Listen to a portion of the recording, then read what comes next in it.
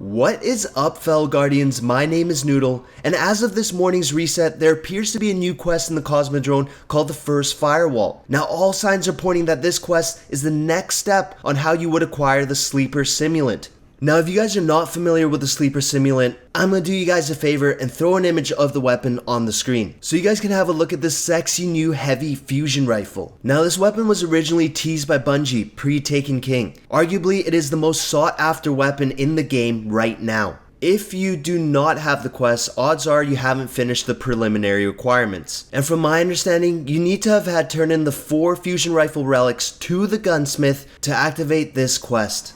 Anyways, let's get started. So the first part's pretty simple. You're just going to follow the markers and make your way down to Rasputin's bunker. In the bunker, you're going to fend off 4 consecutive waves composing of Hive and Taken Knights. On the final wave, you're going to have to fight the Knights along with this big mofo. And if you are successful, he's going to drop the next part of the quest, a curious transceiver. Now you're going to find the transceiver in one of your mission slots in your inventory tab. And to proceed past this part of the quest, you're going to have to enter 4 sets of passcodes, with each one unlocking another curious transceiver. 4 waves of knights, 4 sets of passcodes. Yup, you guessed it. These passcodes actually directly correspond to the 4 wave of knights that you fought prior to receiving your curious transceiver. And no, let's be honest here, I was not bright enough to figure that out. That information came courtesy of a Reddit mega thread dedicated to this quest chain. Funny enough though, I did manage to get all the passcodes through trial and error.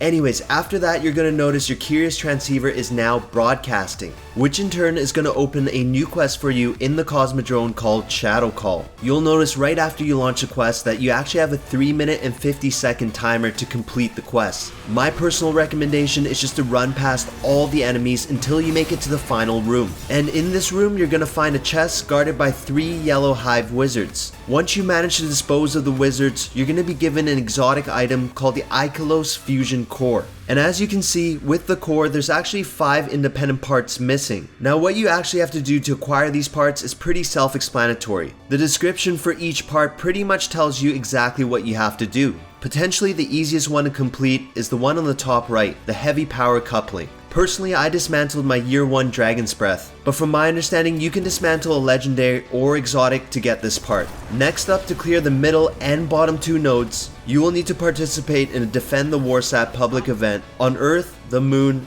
and Mars. For me personally, I did mine in the Moth Yards on Earth, Archer's Line on the Moon, and the Scablands for Mars. For efficiency, I recommend that you use some sort of public event tracker, and I'll leave a link in the descriptions below for the one that I used, and hopefully that'll make it a little bit easier for you guys. Okay, now for the final top left node, you're going to want to launch the Archive mission on Venus. Now, I personally did this on the heroic difficulty, and I'm honestly not sure if it actually matters. Maybe you guys can let me know in the comments below if normal actually works as well. Once you guys make it to the end of the mission, you're going to get your last node. And by assembling all 5 nodes into your fusion core, a 6th node will appear, which will allow you to reassemble the core.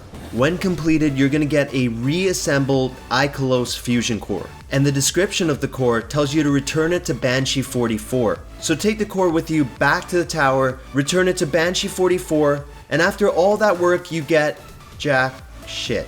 Well, regardless, I am super excited that we finally have some direction on how to acquire the Sleeper Simulant. It does appear that the next part of this quest is going to be time sensitive, and I'm really hoping we don't have to wait until the next reset to see the next part of the quest. Anyways guys, that concludes my video. Any new information gets released, I'm going to be doing a follow-up video to keep you guys up to date. And sorry if this video felt a little bit rushed, as I really wanted to get this information out to you guys as soon as possible. So if you guys did like the video or found it helpful, please remember to like, comment, and subscribe, and be sure to check back for more great Destiny content. Noodle out!